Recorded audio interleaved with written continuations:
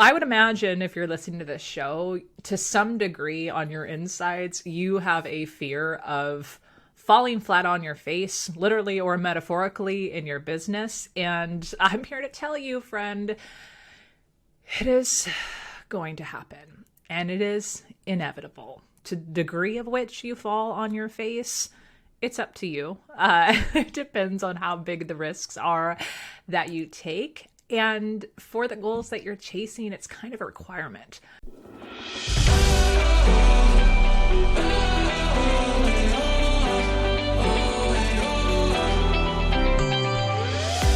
This is the podcast for the entrepreneur who wants to make a big impact, who doesn't shy away from hard work, but also wants to enjoy life along the way.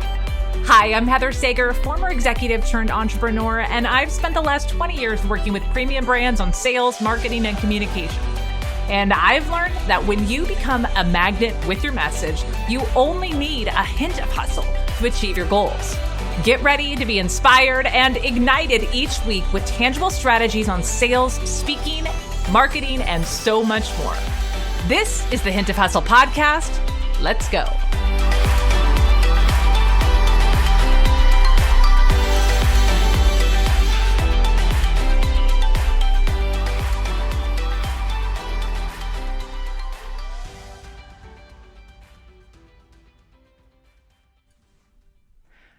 Well, hey friend, welcome back to another episode. I'm going to be very honest with you as I hit record today. I did not want to record today's episode. I have been resisting it for the last week, and I told myself, no, I didn't need to record it. But I woke up this morning with a different plan to record today. I should be talking about speaking because as a business owner, you know the routine.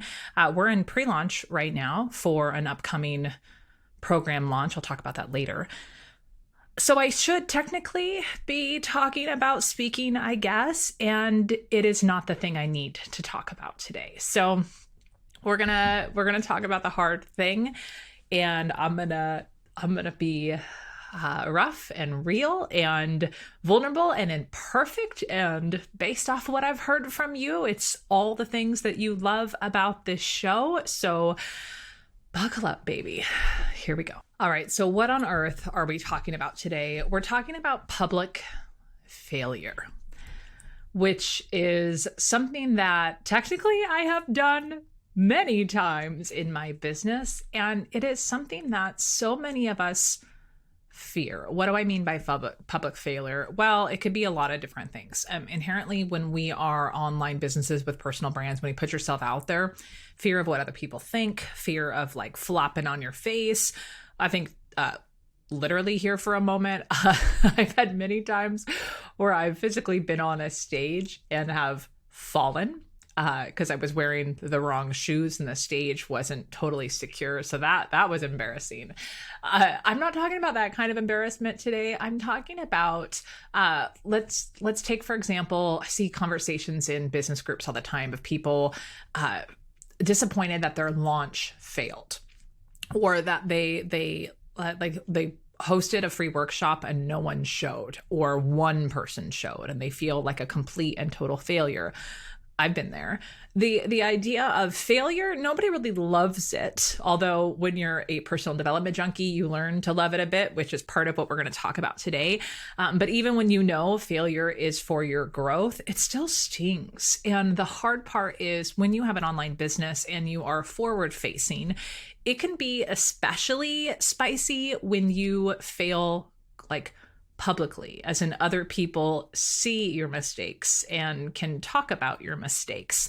It's why I've heard from a lot of business owners over the last few years, they're terrified of saying the wrong thing when they show up because they don't want to be canceled, or they don't want to be caught in the crosshairs of very controversial conversations. So what people do is they mute, if you will, they tamper down their opinions so that way they're less subject to scrutiny. And it's not really the topic of today's conversation, but I just want to bring this all together for you, that I would imagine if you're listening to this show, to some degree on your insides, you have a fear of falling flat on your face, literally or metaphorically, in your business. And I'm here to tell you, friend, it is going to happen. And it is inevitable. To the degree of which you fall on your face, it's up to you. It depends on how big the risks are that you take. And for the goals that you're chasing, it's kind of a requirement.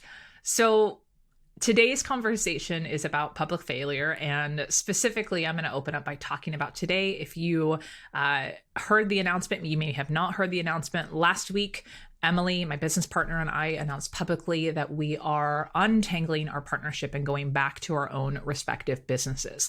So at face value, technically, our partnership of launching the Speaker Co., I guess, failed. It didn't really fail. I'm going to talk about that a little bit more here in a moment. But that's really where the coattails of this conversation is today.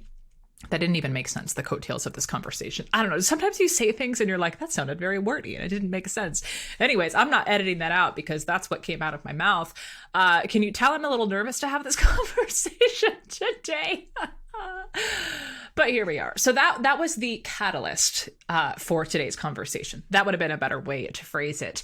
But really, it's about failure in general, because I was looking at my rap sheet of my business, and technically I have, like, quote unquote, failed so many times. And some of them have stung more than others, but all of them have built this resiliency muscle that I have that makes me so freaking confident and excited about what's to come next. So today's conversation, I had sat down and I'm like, let me write out some notes around what do I want to share? What are the takeaways? What are the lessons? And then I said, F all that. I'm just going to speak from the heart today and share with you what's on my mind with utter confidence, knowing that whoever needed to hear this today, whatever reaches out and grabs you and sticks with you, resonates today, it's just meant to be. So welcome to the unscripted conversation around failure and what it really takes to be resilient in your business as you grow. I hope that this episode serves you today. So let me back up here for a moment and explain, if you are just hearing this news. You'll probably remember last August, we'll actually link to the show note episode around where I made the big announcement that my existing business, Heather Sager Training and Coaching, I've been running it now since 2018. We had been doing really, really great. We had the podcast. It was in the top 2% of podcasts. Still is.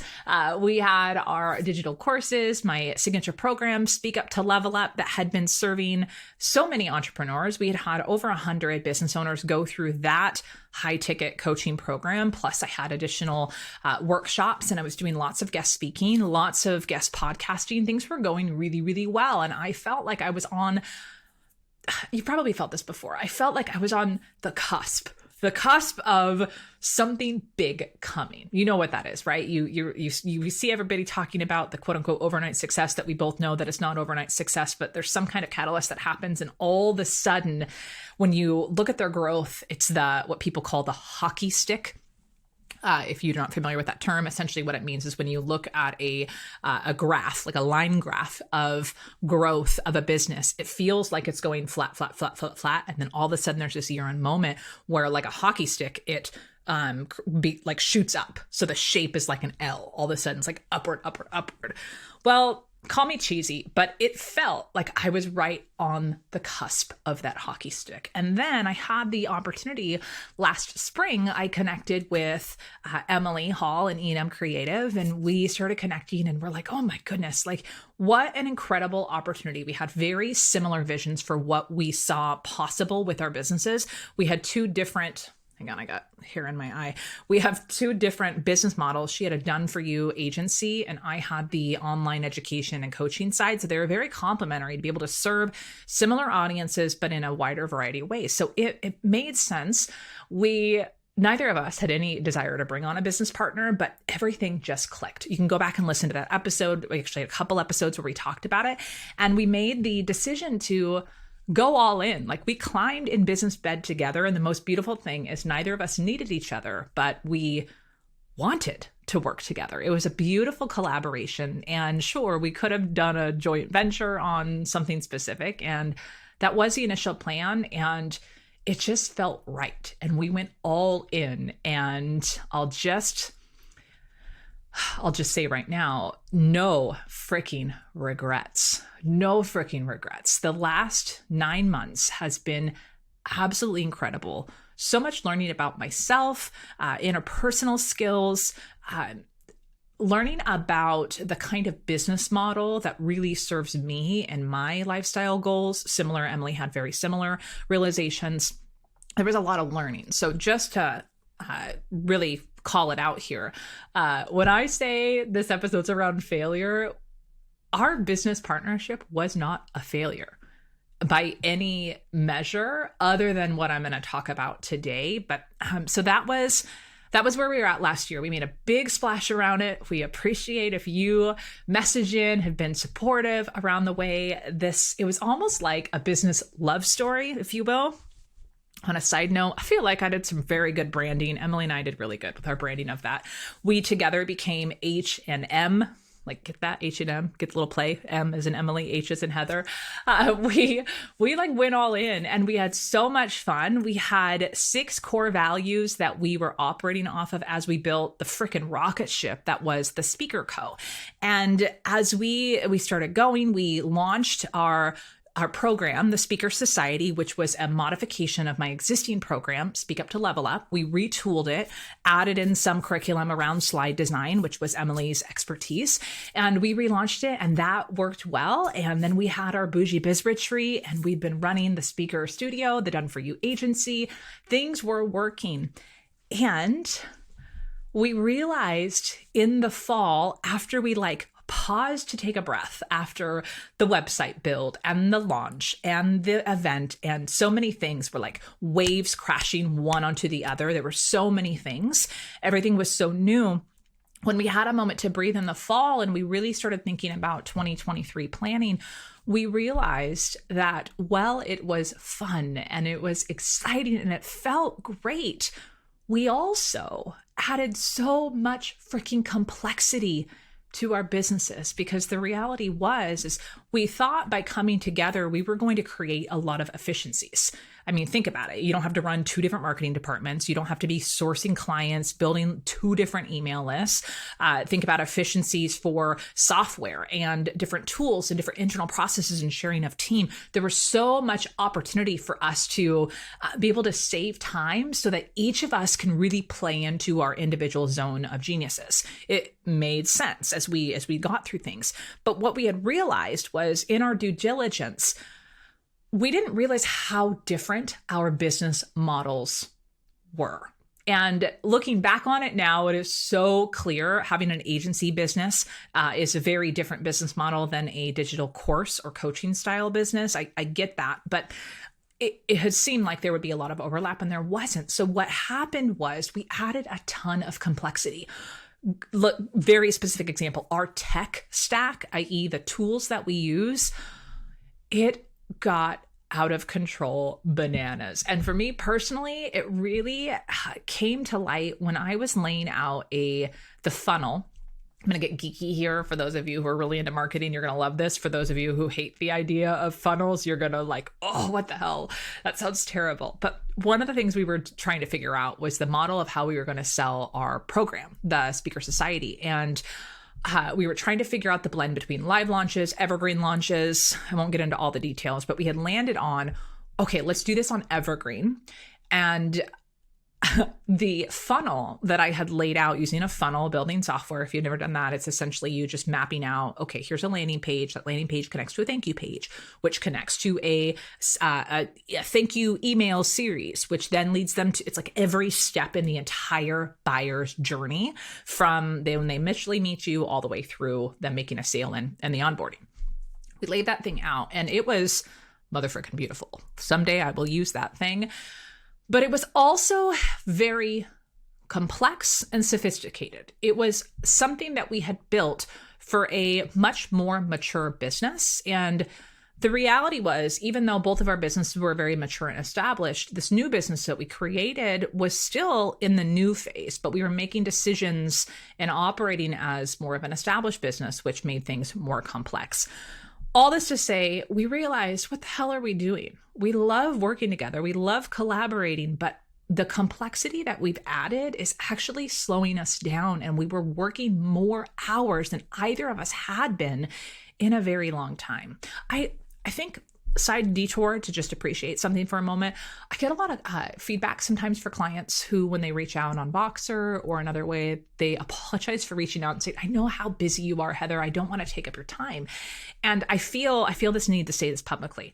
Y'all, I don't work a ton. I mean, I work when after my kids go to school. I usually work anywhere from, let's see, the time of this recording right now, it's 9:26. So I sat down to start recording at about 9 a.m. today. I work from about 9 till about 2 o'clock during the week. Now, during this phase when we were in the partnership, we were working all the way into the evening almost every day and on weekends. It was a pretty constant thing, which, as you know, with the rebrand of this podcast, moving into Hint of Hustle, I was out of alignment with my main philosophy around being really intentional with your time and getting the job done so that you can enjoy the things outside of work. And it was starting to get a little dicey. So realizing that, I am so freaking impressed with us and our ability to have what could have been a very hard and very dramatic conversation. Emily and I sat down at the same coffee shop that we met at a couple of years ago, and we had the conversation of, is this what we want? And the most beautiful part, and this is what I wanted to share with you today, is the thing for me personally that had been keeping the idea of us going back to separate companies, the thing that had been keeping that idea silent was that little thought that creeped in of, oh my gosh, what are people going to think? We just made this big hoopla, this big splash about coming together, this big thing. And then it's like, oopsies, Control-Alt-Delete, just kidding. That felt so terrible. I'm getting teary thinking of it right now because how freaking embarrassing is that? How embarrassing is that? Like, to do this big public partnership together just to be like less than a year later, just kidding. Oh my God, that felt terrible. So freaking terrible. So I had been unwilling to even explore that thought. And thank goodness for Emily, because she was like, let's just ask this weird question. And we both talked about it and realized we sat down and went over our core values. By the way, I go into this in detail in an Instagram post we did last week. We actually talked about our evaluation process of how we made this decision. I think that's a really good caption for you to go read because it talks about our 6 core values and how we leverage those to make really difficult decisions. So we'll link to that in the show notes. But for us, the thing that I'm most proud of is the fact that even though I guess it could be very embarrassing, even though it could be viewed by others as really super, what a failure, it didn't change that it was still the right decision. And that's what I want you to really hear me when I say this, is at the end of the day, you're the one that has to make the decision, and you're the ones that have to live with the decisions that you make in your business. And when you allow the fear of what others might think about you, about your competency, about your decision-making skills, about whatever it is that random strangers on the internet like to have opinions on. And spoiler, you and I both know it's a crap ton of things, but from your eyelashes down to what color choice you make, or for talking about healthy food or not healthy food, like people gripe about everything online. So if you allow the opinions or potential, not even real opinions, the potential opinions of other people, if you allow those to infiltrate your brain and influence your decisions, you're going to make decisions that are out of alignment of what's best for you, your business, and your own sanity, your own family, your own reality. So this conversation today is about technically failure as in the definition of others, but it's also about prioritizing yourself and making the decision that you need to make to build the business that you're trying to build. Okay, I took a little pause for a second. You wouldn't have heard that pause because I paused the recording, but I needed to go blow my nose because I got a little emotional there. And that's the thing, is if you consider yourself an emotional person and you get teary or choked up or mad or upset, that's not abnormal things. I've talked about this before. I've learned about myself in the last year that I've gone through understanding my human design. If you haven't done that, I would really highly recommend Google human design and find out what yours is. But I've learned as a manifester, I am highly emotional. And I have been told my entire life by bosses in corporate jobs that emotions made me weak. They didn't say it in that language. I'll just be clear on that. But that was the underrooted message, that because I was emotional, there was something wrong with me, that there was no place for emotions in business. And what I have since learned is my emotions tell me very clearly when I am out of alignment with what I'm doing. I'll say that again. My emotions, they're a cue to tell me when I am out of alignment with something, or good emotions, that touching emotion that tells me I am right on the right track. So if you're an emotional person, just know there's nothing wrong with you, and there is a space in business for your emotions. You have to learn how to use them as a guide to tell you, are you on the right track? Or are you out of alignment? For me, what was interesting is even though we were having so much fun, my emotions were bringing up a lot that I was pushing down. And I am so freaking grateful for I'm so grateful for Emily and her ability to lean into courageous conversations. So one of the things about she and I'm going to have her on the show, and we're actually going to do a tell-all, answer your questions. We're going to talk about our both individual lessons learned of the partnership. So just stay tuned. We'll probably do that this spring once the dust settles a bit and we both get our feet back under us in our individual businesses. But one of the things that she and I have done exceptionally well that I want to gift to you today as something to steal is having a business partner or having somebody that you work very closely with in your business. It's just fact that difficult conversations are necessary. This can be in business partnerships. It could be you working with contractors, team members, vendors. It could be you with your spouse, your partner, loved ones in your life, your parents. Difficult conversations are necessary to groom healthy relationships.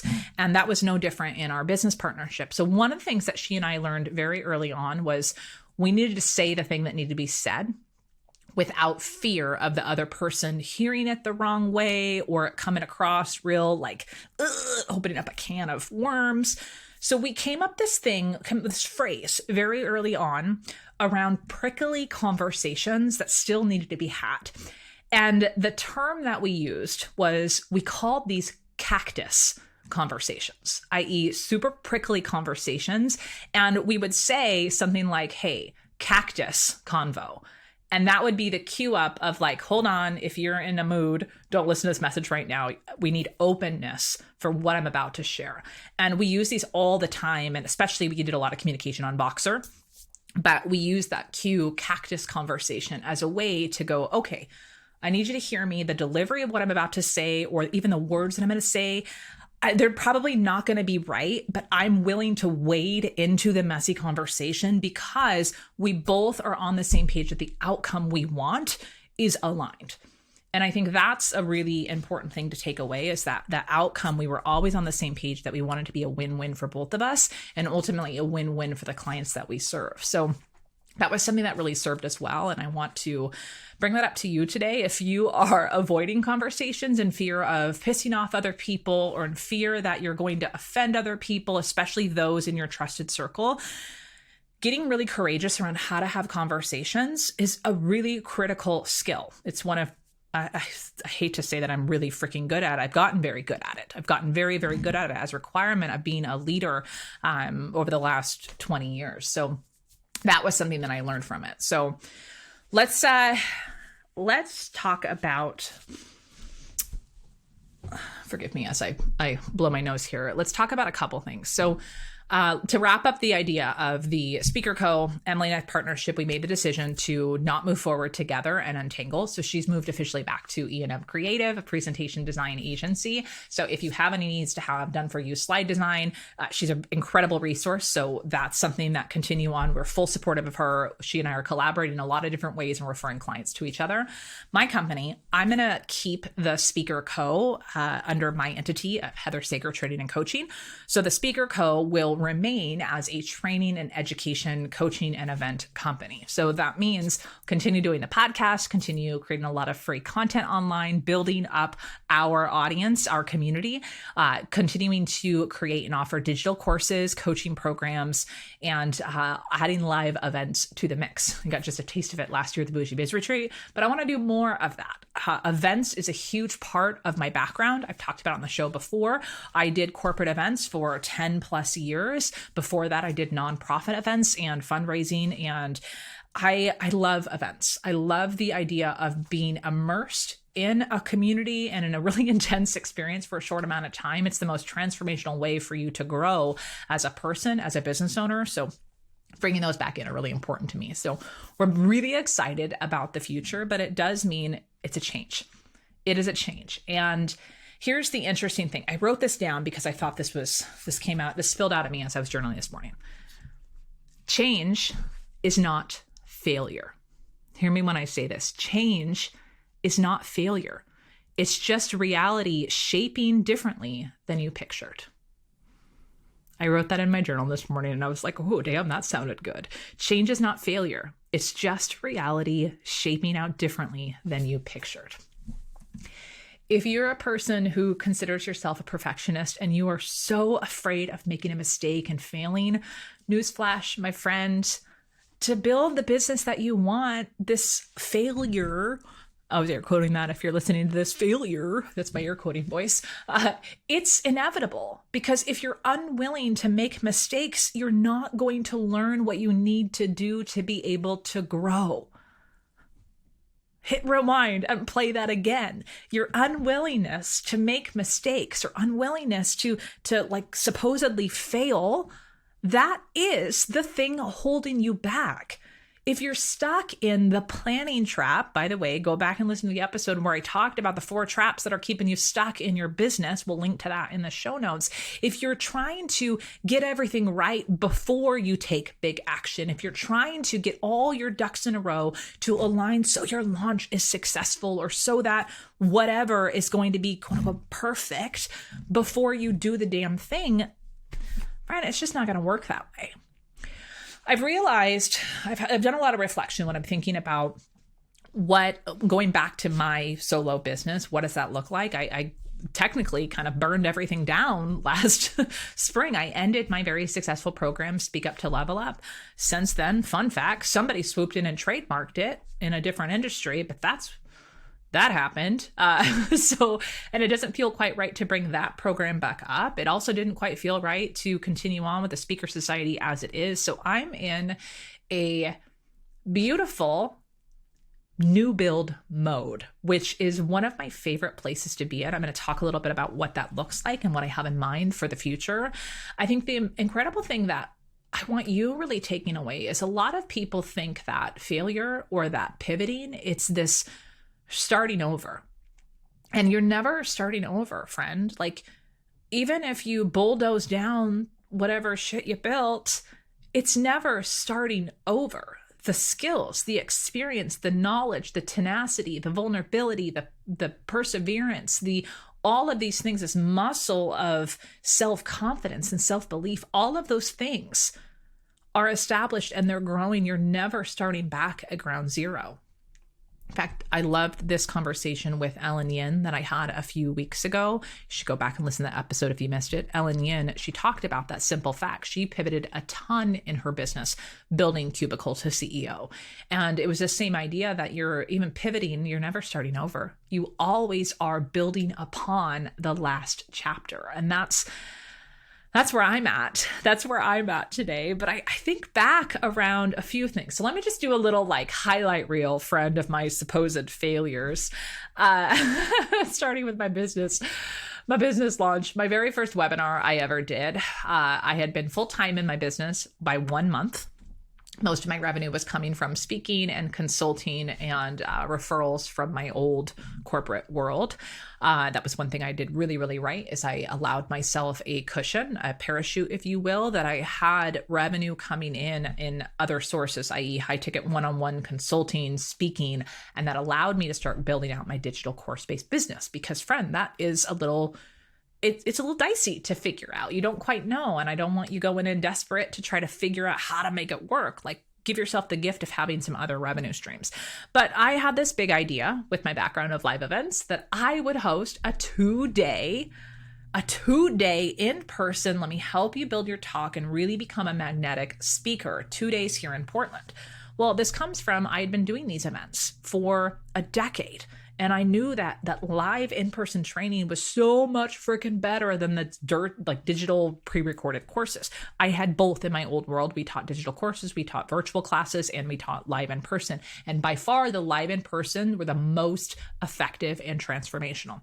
So I wanted to launch that, and I had to figure out, okay, how am I going to do that? So I sold it on a webinar. And I've shared this before. On that webinar, staring right now, I'm staring at the screen. It's my laptop. I have two screens. So over here on my left-hand side is my second external monitor screen. On that webinar, I shared the wrong screen the entire Zoom webinar. The screen I shared was the rough, ugly speaker notes version. And y'all, my speaker notes are really ugly. And they have full of typos and random notes to myself. They're hideous.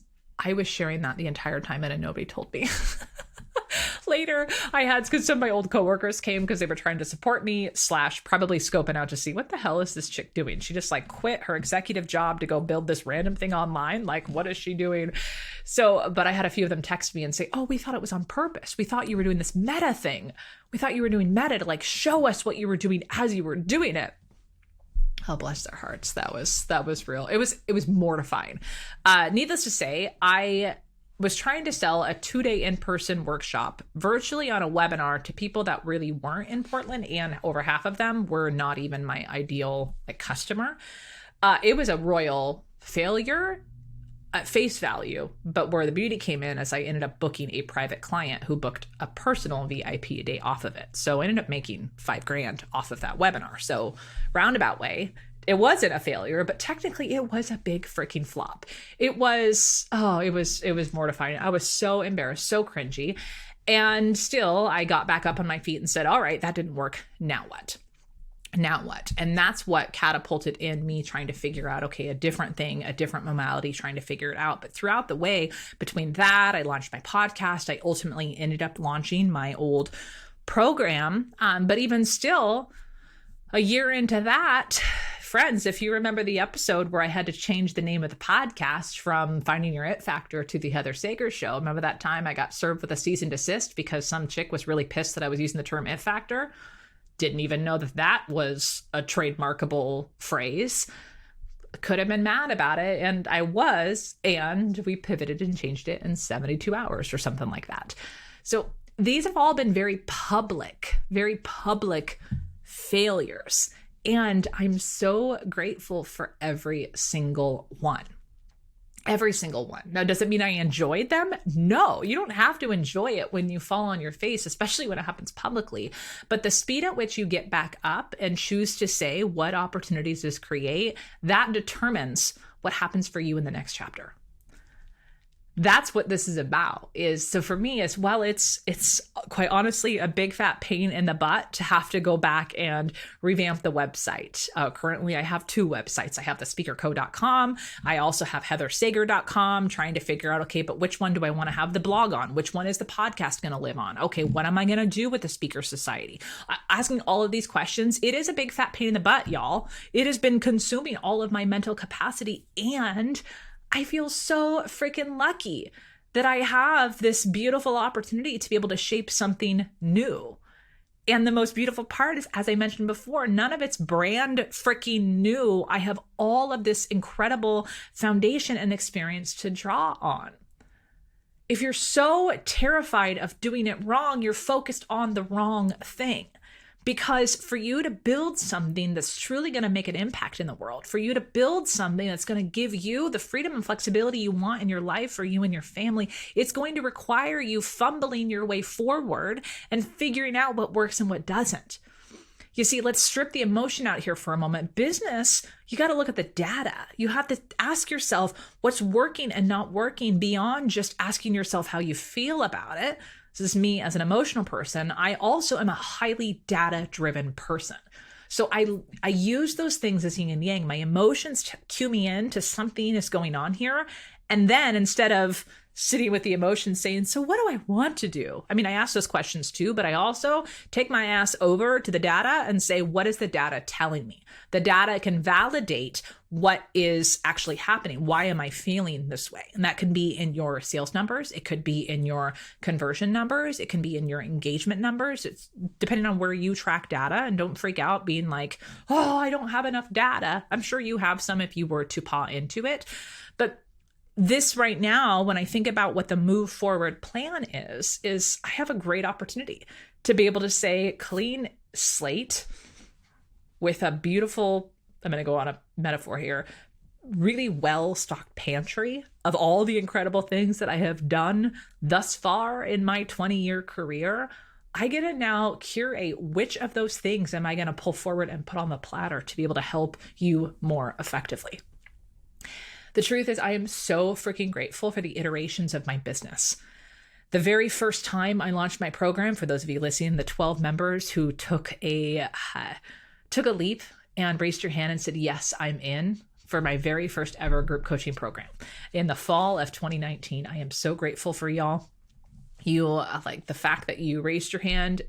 Hadn't even been built yet. We were building it as we went. For those of you who invested in yourself and Speak Up to Level Up in the early days, I'm so grateful for you. You really got a good head start on getting more competent with your voice, building out your signature talk, building your language, getting really comfortable being on camera, being on stages. For those of you in the early days, I'm so freaking proud of you and so grateful for you. For those of you who are in the mid stage, as I evolved Speak Up to Level Up, as I started learning what worked and I retooled the program, listening based off the feedback, seeing where people were stuck, I'm so freaking grateful for you. The way that you stood by me as I changed iterations, as I modeled failing forward constantly. And when I say that, I don't mean that it was a disaster. Everything that we built was so freaking good. Some of it I look back and cringe, but I cringe with pride. I am so grateful to 2019 me for having the courage to put it out there. I cringe back at the videos that I look at now. I'm like, oof, but it was so good at the time. And then the next version, I still cringe at, and I'm so proud of. That's the thing, is when you're building a business, as you move forward, there's going to be these iterations that, of course, they're going to get better, but it requires you starting somewhere. And that's what I really want you embracing, is this idea of just get the frickin' shitty rough draft out in the world, because your version of that shitty rough draft, it's still really good. It's still really good. And you will make it better, but you can't make it better if you don't get it started, whether that's your course, whether that's your coaching, whether that's the first version of your website or your freebie, whether that's your signature talk or bringing any kind of expert talk into the world. This brings me to what's new, what's changing. One of the things that I've learned through this whole process over the last now 2018, 19, 20, 21, 22, 23, fifth, this is my 5th year in business as an independent business owner. Here's the thing that I have learned. Where my sweet spot is as a coach and as an educator is helping someone take their messy thoughts, their messy draft, and making it so freaking good. Where things get a little dicey is helping someone get to that first freaking draft, because you and I both know to get to that first draft, there's so much head junk. There is so much freaking head junk. And granted, I am a really good coach and I help my clients with this head junk all the time. But here's something that I have realized and observed over the last 5 years, specifically in the last 4 years of me teaching people how to construct magnetic talks that grow their business. That the longer leeway or the longer time frame that someone has to get to that quote unquote first draft, shitty first draft. We use that language or the shitty first pancake a lot inside our programs. To get to that first draft version, the longer the timeline, the more time it takes. The longer the timeline, the more time it'll take. You've heard kind of quotes around that before, is you'll take as long as you give yourself. That is the thing that I have seen as a resounding truth for everyone who has either worked with me one-on-one. This happens all the time. People are like, I want to level it up. I'm like, cool. What event are we preparing for? I just want to be prepared when an event arises. And I say, great. That's not going to work. We need to schedule something. I remember this. My client, Natalie Dawson, she was on the show before she got married. Natalie Workman, I'll link to that in the show notes, where we talked about the process I went through with her, helping her get confident. By the way, she's president of 10X Healthcare Systems. She is one of the founders of Cardone Ventures. She's on stages every freaking day in their business. She's incredible. When we first started working together, she liked the idea of speaking, but the actual process of it, like, it was a little terrifying to her. So I remember when she and I started working together, told her, I was like, look, unless you have an actual stage you're preparing for, you're not actually going to get anything finished. You're just going to hem and haw over it, trying to perfect it, try to get the right message out. It's just you're not going to get it done. And quite frankly, you're going to be paying me money for you to like show up and kind of think about things versus you getting your ass with your talk together so we can make it good. So she's like, okay. So I made her schedule a pilot session. I made her schedule an actual live speaking event with other people at it, so she would have a deadline. And it worked really, really well. And fast forward, she's killing it now. But what I realized is in my group coaching program is the whole program was designed to help people get their ideas out to create a signature talk.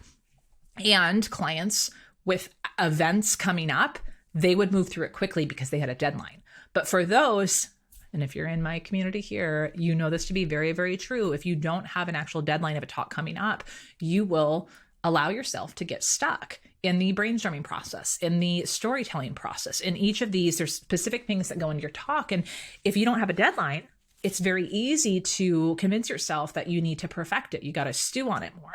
So all this to say, when I think about the people who have got the best results, how can I duplicate so that everybody can get that kind of results? Because my sweet spot is once we get that shitty rough draft out, which, friend, is still not going to be shitty. It's going to be great. But once we get it out, that's when we can ditch the emotion and start using data to tell us what's working.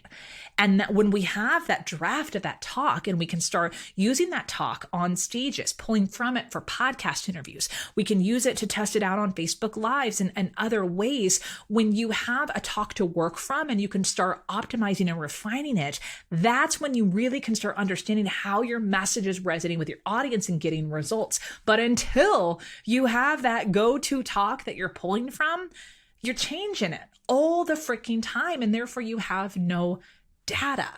So in all of this, it hit me like a light bulb, like a light switch. By the way, that's one of my favorite. We're really into Charlie Puth. I'm going to go on a side tangent. That light switch hit me like a light switch. That Charlie Puth is really big in our house. My almost 5-year-old loves Charlie Puth. So that just came in my brain. Coming back, hit me like a light switch. I don't even know if that's the lyric. Okay, I am really going off the rails here. But it hit me that if I know this to be true, that helping people get to that draft of their talk, once we hit that, then the magic can happen. How can I help people do that even faster? And that's when it hit me. I was like, I should teach it in a shorter time frame. And I started thinking, okay, I can do it in an 8-week accelerator. I can do this week, like each week I can do first week, we can nail the topic. The second week, we can nail your signature framework. The third week, we can get your story down. The fourth week, we can get your opening. I started going through all the pieces. And I was very excited. I think I even teased it to my email list, y'all. I was like, hey, are you interested in this format?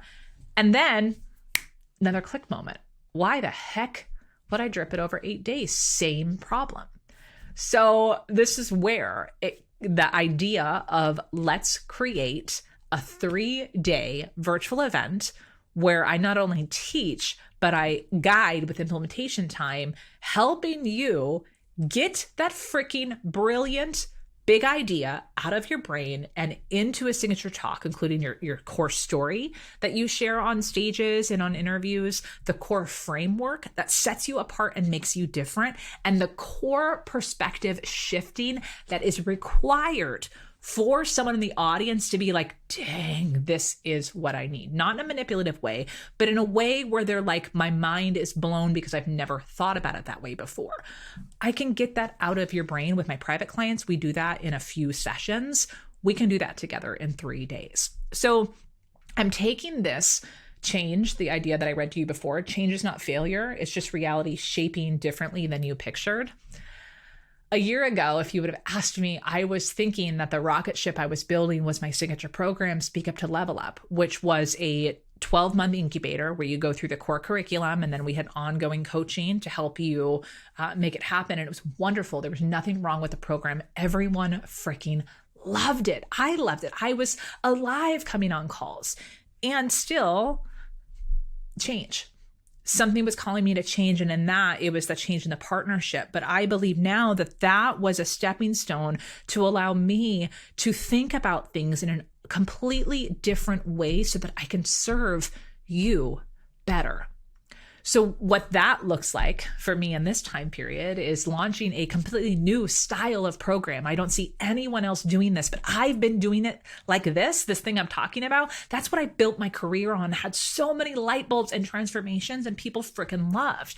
So introducing the Signature Talk Accelerator, which the doors will be opening on March 7th to get in on that. It'll be just a very limited seating for this first round that happens. The actual live training, it'll be live virtual, will be happening in April.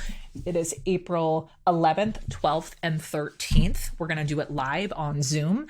I will be teaching, coaching, and we'll do breakouts. I'm going to have some other people in to help you. We're going to help get that stuff out of your brain and out into that rough draft so you have your talk dialed in just 3 days. Of course, there'll be details. I can't wait to tell you all about that. It's not just going to be the 3 days. There'll be some additional support there. There will be an option to also be able to have coaching with it. I'm freaking stoked about this. I'm very, very lit up, and I am just so grateful for the supposed failure that had to happen in order for me to see this as the next path. I don't wish that you will fall on your face in order for you to have the realization for the kind of business that you want to build. But I do hope that you, after today, maybe feel a little bit more comfortable embracing that failure is okay. You don't have to like it, but can you just be okay with it not feeling good and also accept that sometimes that is what's required for you to get to that next version of you? There's this saying or this idea that I've heard a lot of times in business that you rise to the level of your ability to manage your problems, something like that. And I think this is really true. I think a lot of times in the online space, one of the things that's the most frustrating for business owners that I work with and that I talk to is, I hear this all the time, is it's not happening fast enough. It's not happening fast enough. You see the picture, everybody lays out the possibility. They do such a good job with their messaging to tell you what it could be like. And then when you start down the path, it feels sludgy and it feels difficult and it doesn't feel like it's been moving as quickly as you want. And my hope for you is that you can give yourself a little bit more grace and acknowledgement of the skills and the resiliency and the self-confidence that you're building along the way. Every time it doesn't work out as you pictured, it's not failure. It's just change. You're learning new ways to do things, and you're learning new skill sets. You're learning critical thinking skills. You're learning how to get back on your feet without the destructive self-talk. You have to do it at the level you're at right now to get to that next level. You can't jump from level 1 to level 50 overnight. You can't expect that. You wouldn't even be ready for it. It's just, you've heard this expression before. It's like why people who win the lottery end up broke in a few years is because they do not have the money mindset and the money management skills to be able to handle that lifestyle, that volume of money. So they go back to that, what they had before. The same thing happens in your business. If you want to reach far more people with your audience, you have to develop your ability to handle criticism, handle rejection, handle failure, handle change, handle things not taking shape as you wanted. You need to build those skills and that resilience within yourself. So as you encroach upon failure, as you get refunds, as you get things not working out as you want, instead of being pissed about it, instead of going into a bunker and crying about it for weeks on end, have yourself a little adult tantrum. I do that too. And then I want you to put on your big girl panties and say, all right, I'm ready. What did I learn from this? What skills did I acquire through here? How thicker is the scab, if you will? That's kind of gross. But for all these wounds that you have along the way, like, build up your toughness. Stand back up and ask yourself, what opportunity does this create for me? Because any other question isn't serving you. And the reality is, whatever the failure was, it's already happened.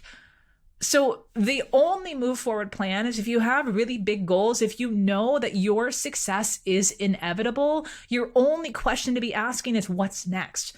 What can I take with me from this? That is the thing that I am the most proud of. And that is the thing that I know, because of that attitude, I will be successful no matter what. I know my community will be taken care of. I know that whatever I decide to do next, it will be successful.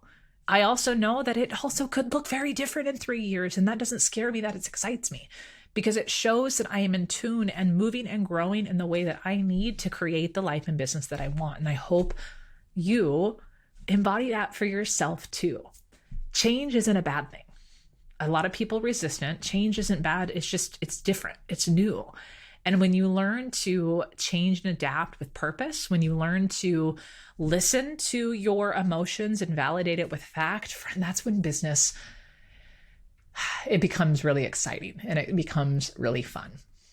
I personally am so freaking stoked for this next chapter.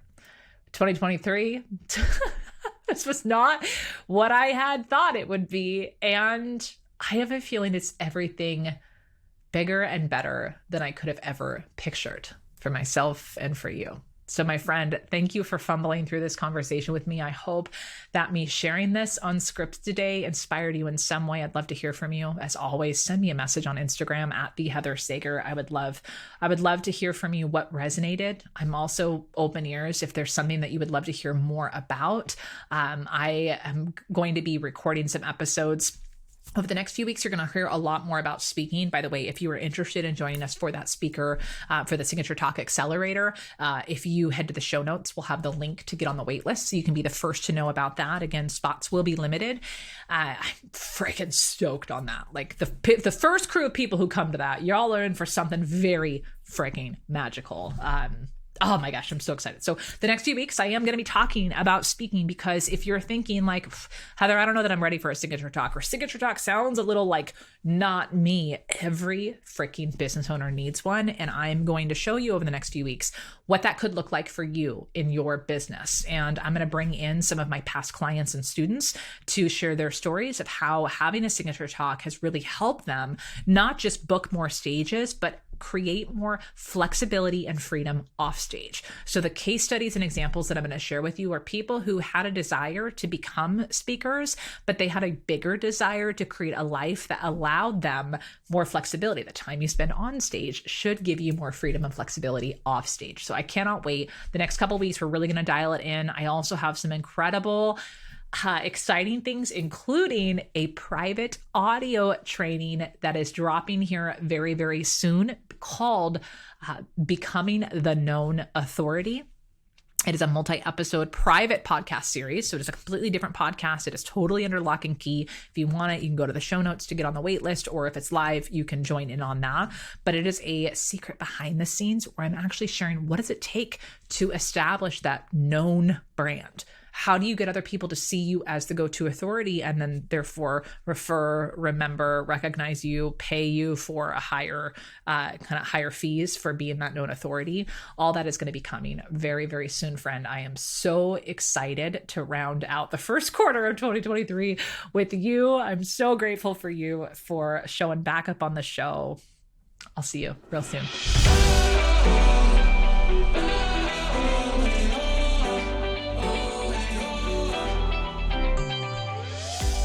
Thanks for listening to another episode of the Hint of Hustle podcast. If you're in a season of hustle, consider this the permission slip you didn't need to take a beat. Go on a walk, stretch, call a friend, go reheat that coffee for the 4th time and actually drink it. Because those big dreams you're chasing, they require the best version of you.